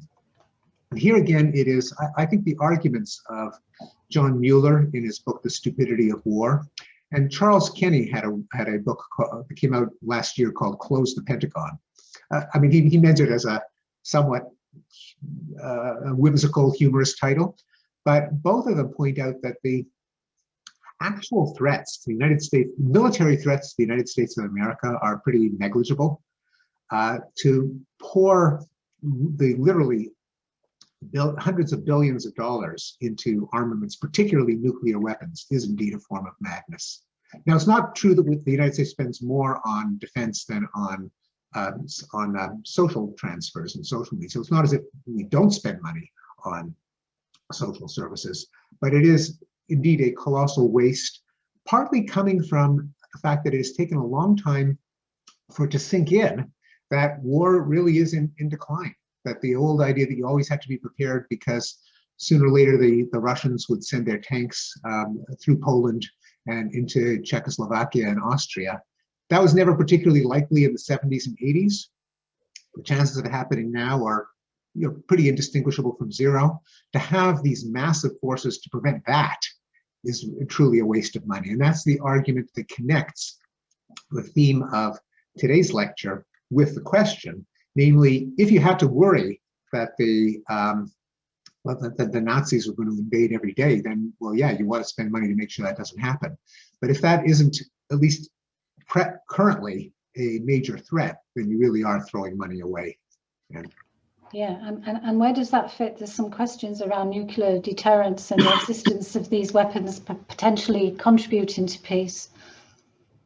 Yeah, so there is a theory. I didn't mention it today, though I do discuss it both in The Better Angels of Our Nature and in Enlightenment Now, of the nuclear peace. This is not Kant's idea, to put it mildly, that perhaps the nuclear bomb should be given the Nobel Peace Prize, as it was once suggested, semi-humorously. I suspect not, and that, and I lay out the reasons. For one thing, according to the theory, the reason that World War III never happened is that each side was kind of scared straight. They knew that there would be, you couldn't emerge from a nuclear war in any kind of world you want to live in, and so they kept their distance. A number of reasons that that's unlikely. One of them is that conventional forces are so destructive and were shown in World War II to be so destructive that there was lots of reason to avoid a reprise of World War II in Europe, even if there were no nuclear weapons. The destruction was just so massive. So nuclear weapons just added to what was already a unthinkably destructive capability. The other is that lots of countries stopped waging war against each other, even if neither side had nuclear weapons. In Canada and Spain had a dispute over flatfish. They didn't go to war. We know that in the 19th century, they easily could have gone to war. That's what countries did. And they no longer do, even if they don't have nuclear weapons, so it's not the main cause. Also, because nuclear weapons are so just mind-bogglingly destructive, they've almost become something of a bluff, that there is what is sometimes called a nuclear taboo, that even psychologically, nuclear weapons have been put into this special category of biblical destruction, Armageddon, that even tactical nuclear weapons have not been used since 1945, just because there is a perception that it's just a line that you don't cross. And that may be why, on a number of occasions, exactly what should not happen if nukes were deterrent has happened, such as Argentina taking the Falklands from the United Kingdom. Britain had nukes, Argentina didn't. They still took the Falklands, stupidly, but they just knew that Margaret Thatcher was not going to leave Buenos Aires as a radioactive crater. Likewise, Sadat invaded Israel-held Sinai when Israel was a nuclear power and Egypt wasn't. Saddam Hussein defied the United States on more than one occasion, even though the United States had nuclear weapons, Iraq didn't. He knew that the nuclear weapons were a bluff, that the United States is just not going to nuke Baghdad no matter what. And so they haven't really, I'm convinced by the arguments that they have not been the major factor, which means that they also should not be where we rest our hopes for peace in the future. Even if they were a deterrent, 99.9% of the time, that 1/10 of 1%, it's really not a chance we want to take year after year after year.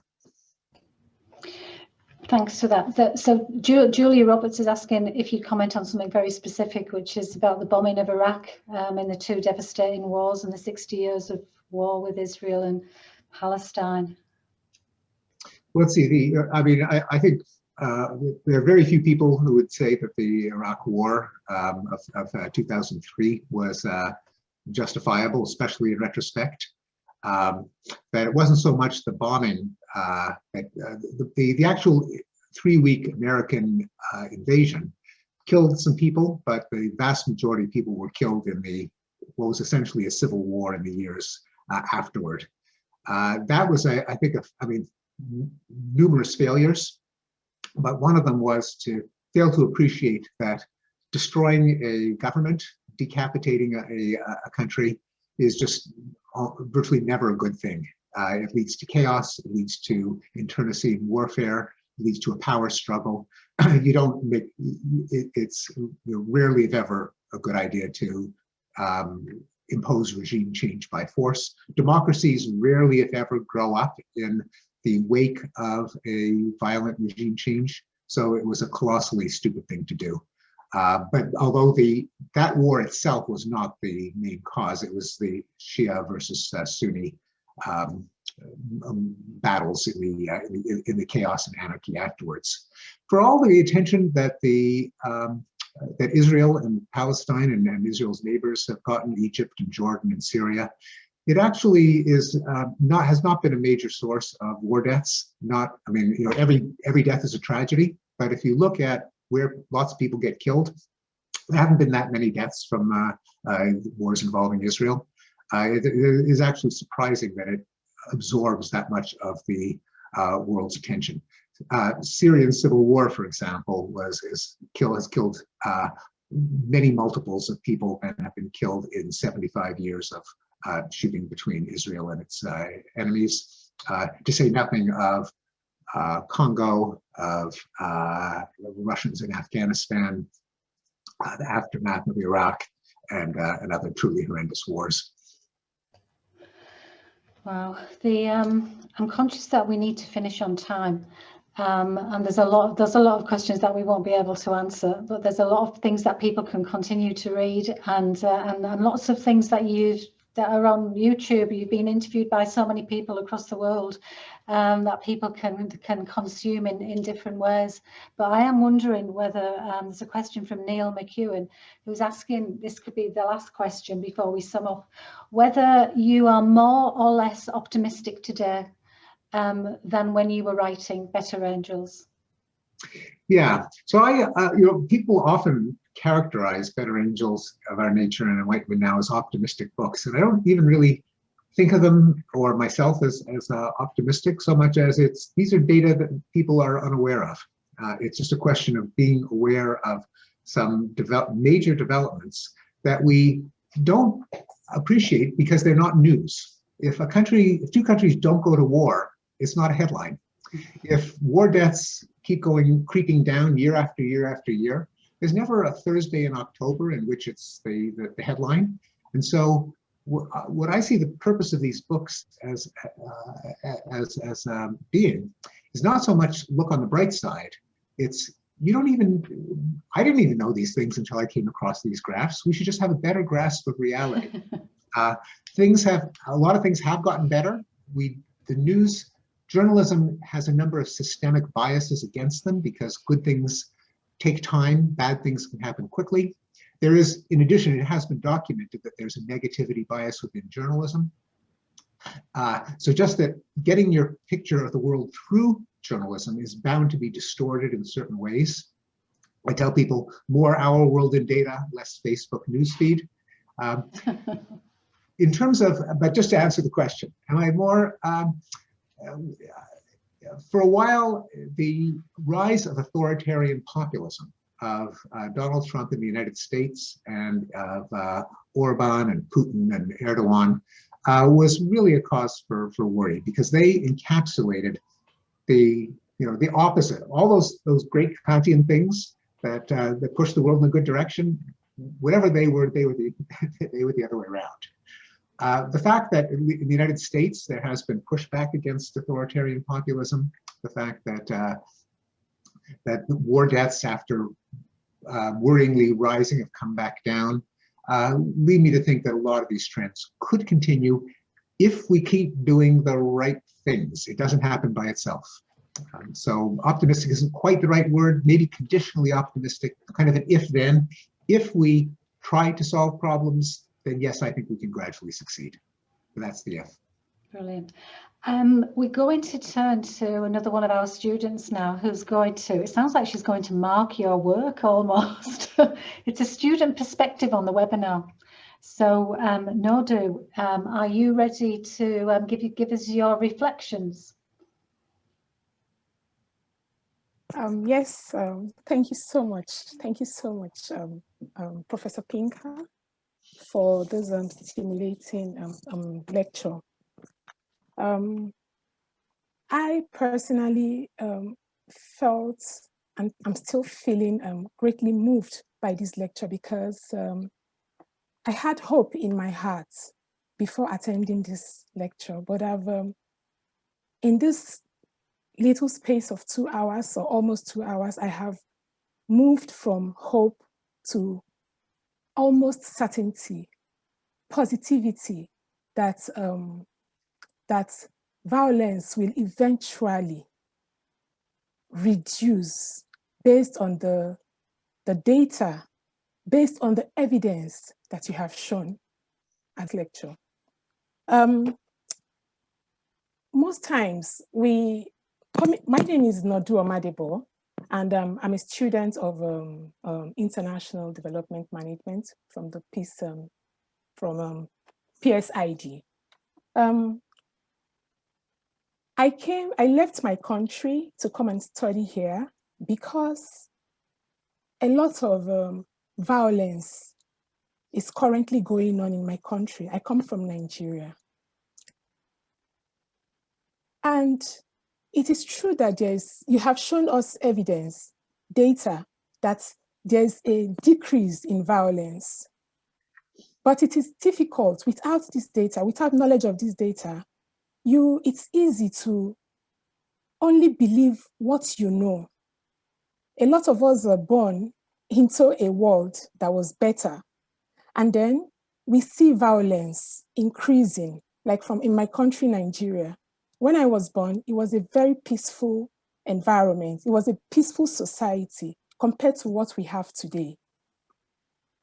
That brings me to the question that Professor Anand raised regarding violence against the environment.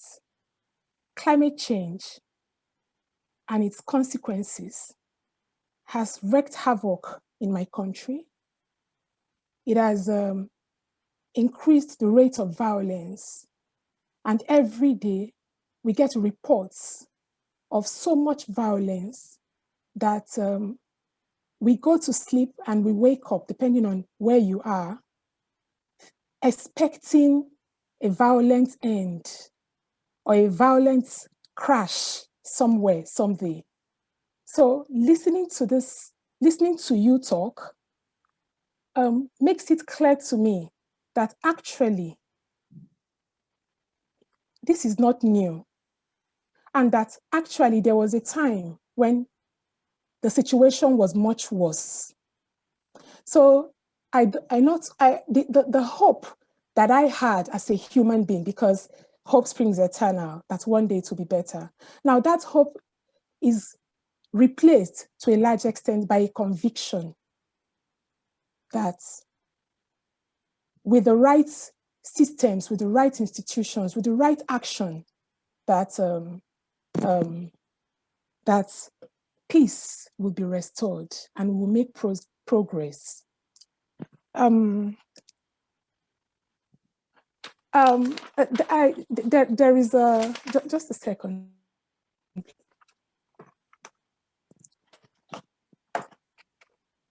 As a student of the university, I have developed over time, since coming to this university. My faculty teaches us every day that we can take action and make a change in the world. I didn't know that what I have learned in the little while I have spent here has taken me to another level of development. And what your lecture has done for me today is to enlarge the scope for me. I didn't know that studying violence could bring out so much issues, different areas and different fields for thinking, for development, for study. And that is what the university does for us. It helps us to see how we can make a change in the world. It helps us to see that every action we take towards making the world a better place can actually work. It makes us not to feel small and inconsequential. We begin to understand that we count, that we can actually make a difference in our small space, and that that difference will count eventually in the larger picture. And your lecture has reinforced that idea for me personally. It has pulled me away from that perpetual thought of, oh, something bad is going to happen. We are just on the journey to a crash. It has pulled me away from there.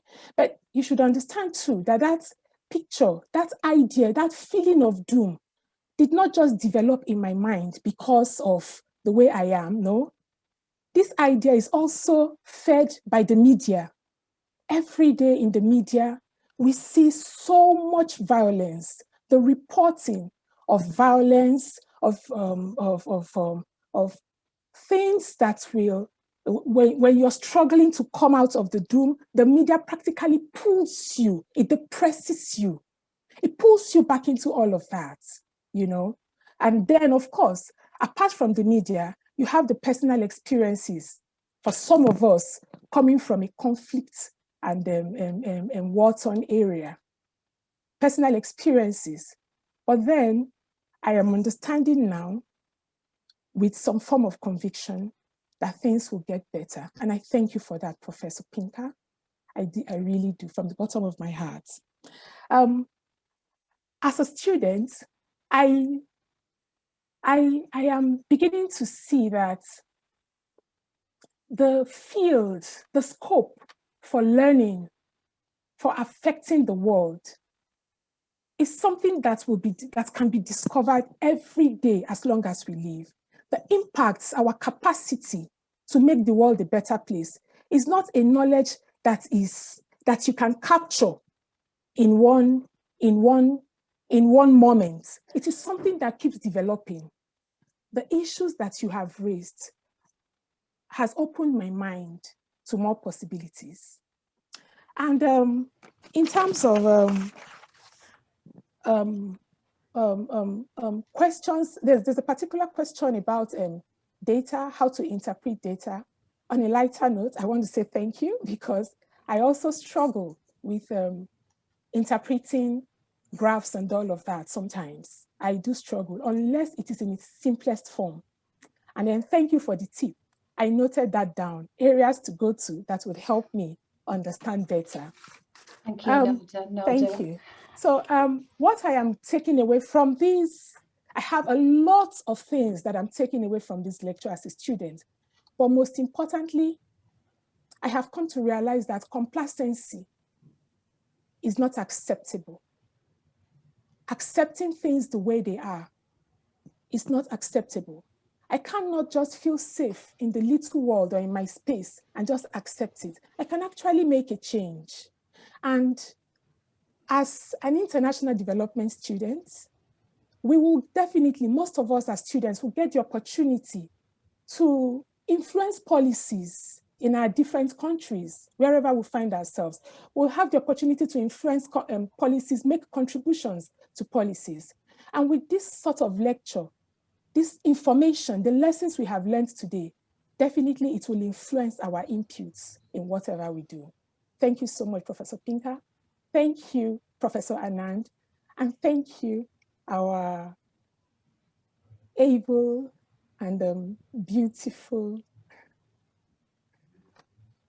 professor, for organizing this lecture and for giving us the opportunity to participate. Thank you so much. Thank you, Noda. Thank you very much. Thank you. So, wow, you've had a significant impact on quite a lot of people tonight, Professor Pinker. I'm not going to say too much, but I do want to give you a massive thank you from, as I say, all of the Bradford family. And I have taken from this the importance of the interdisciplinarity that you bring to your work, how you combine in your expertise in linguistics with this. I think you said this was your second job, with this interest in peace, and the clarity that you bring in terms of your focus on using language, as you said, to distinguish the different problems and focusing on the symptoms whilst we address the root causes. So there's so many things that I think that you've said today that we can take away. And if we could only reflect on some of them every day, I think we would all make progress in our own fields of study and work. So thank you very much. And I'm just going to now turn to Anand to just give a final thank you. Thank you, Shirley. And of course, it has been an enormous privilege for us to have you deliver this inaugural Adam Curle lecture, Steven. In fact, I did not know that your next book is going to be on rationality. I was just thinking that Dan Kahneman, psychologist, wins the Nobel Prize in economics. So possibly I was guessing that, you will be on the pathway towards the Nobel Prize in economics. I was just thinking maybe Professor Pinker should write something about rationality so that economists will stand up and, take note. So I really look forward to, perhaps you should come back to Bradford to give us another lecture on that. And when you win your Nobel Prize in economics, I hope you will remember to mention Bradford in your prize speech. Also, when I was looking at your Twitter, one of the lectures, for one of your lectures, you said, I'm going to perform a miracle in this lecture. That was absolutely, I think that's exactly what you have done, in terms of not a miracle as in magic, but in terms of opening people to look at data in a different way, and through that use the data and evidence to make persuasive arguments. As you said, we should be without any preconceptions and be open to look at the evidence and understand the world as it is. So with all of this, I think you have brought quite a lot to this lecture, for which we are very, very grateful.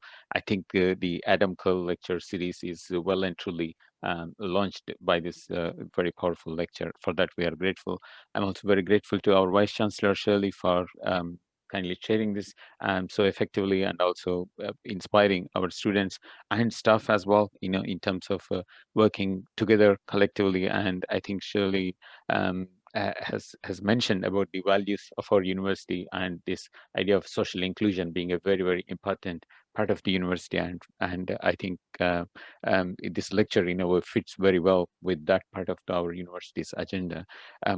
I also have to formally thank Quaker Peace Studies Trust, who have been instrumental in bringing Adam Curle here in the first place in 1973, and they continue to support the department through funding for various co-curricular, extracurricular activities related to peace building, conflict resolution, and also student-led projects.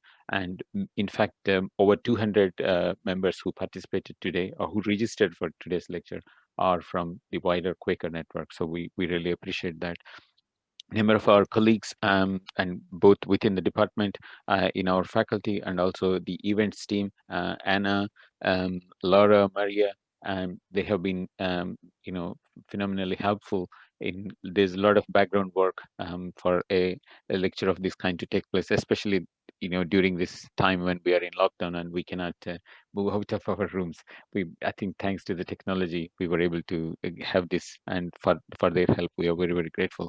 And most importantly, for all the students and various friends of the university, both in terms of alumni and various other friends, both within the UK and externally, who participated and asked so many questions. We wish, we were able to take up all the questions. We tried our best to include as many questions as possible, but there are always more questions.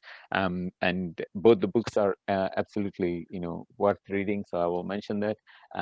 Perhaps Professor Pinker will come back to Bradford to either to talk about Enlightenment Now or about the forthcoming book on rationality. So on that very positive note, I want to say huge thank to everyone. I'm sure I have missed many people, but your help is very much appreciated. With that, I want to thank you, and I want to hand back to Shirley to close the event. Thank you, Nand. I think there doesn't remain much more to say, really, but I think everybody will have enjoyed the lecture. A lot to reflect on, and just again to thank Professor Pinker and to wish everybody a good morning, good evening, good afternoon, good night, wherever you are in the world, and thank you for joining us. Thank you. Thanks to all of you. It's been a true honor. Thank you so much. Vice Chancellor Congren, Professor Anand, students. It's been a tremendously rewarding experience, and I'm grateful. Thank you.